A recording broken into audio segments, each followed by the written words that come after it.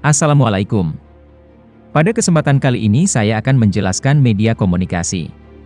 Media adalah sarana yang digunakan untuk menyampaikan pesan dari komunikator kepada khalayak. Media komunikasi digolongkan 4 macam, yaitu media antar pribadi, media kelompok, media publik, dan media massa.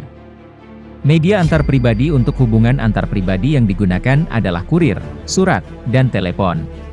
Berikutnya media kelompok. Media ini melibatkan khalayak lebih dari 15 orang. Misalnya, rapat, seminar, dan konferensi. Media publik. Dikatakan media publik jika sudah melebihi 200-an orang. Misalnya rapat akbar, rapat raksasa dan semacamnya. Media massa. Yakni alat yang digunakan dalam penyampaian pesan dari sumber kepada khalayak penerima dengan menggunakan alat komunikasi seperti surat dan TV. Surat kabar. Bisa dikatakan sebagai media massa tertua sebelum ditemukannya film, radio, dan televisi. Di Eropa surat kabar pertama kali ialah aviso di Jerman tahun 1609. Di Amerika surat kabar pertama kali dibangun di Harvard University tahun 1638. Berikutnya film. Dalam pengertian sempit adalah penyajian gambar lewat layar lebar. Dalam pengertian yang lebih luas bisa juga termasuk siaran TV. Berikutnya radio. Media ini bisa dinikmati sambil mengerjakan pekerjaan lain, seperti memasak, menulis, menjahit dan semacamnya. Suatu hal yang tidak mungkin terjadi pada media lain seperti televisi, film, dan surat kabar. Di Indonesia, radio pertama kali diperkenalkan pada saat pendirian Bataviasche Radiovereniging, BRV, pada Juni 1925 oleh Walter Freden.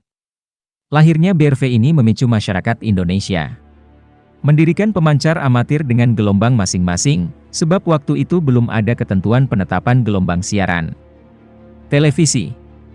Media ini telah mendominasi waktu luang setiap orang. Di Indonesia, televisi pertama kali diperkenalkan pada 1962 ketika Indonesia mendapat kehormatan untuk menyelenggarakan pesta olahraga Asian Games di Jakarta. Waktu itu siaran televisi baru menjangkau Jakarta, Bogor, dan sekitarnya dalam radius 80 km. Sedangkan, waktu siaran baru 2 jam sehari. Komputer. Media ini seringkali disebut sebagai otak tiruan atau artificial brain. Penemuannya telah lama dirilis oleh para ahli matematika seperti Blaise Pascal filsafat Perancis yang berhasil membuat mesin hitung pada 1642. Kini, komputer telah menguasai kantor-kantor, lembaga pendidikan dan perdagangan. Satelit komunikasi. Media ini sangat menguntungkan Indonesia untuk pembangunan nasional. Di antaranya untuk peningkatan jaringan telepon, siaran radio dan televisi.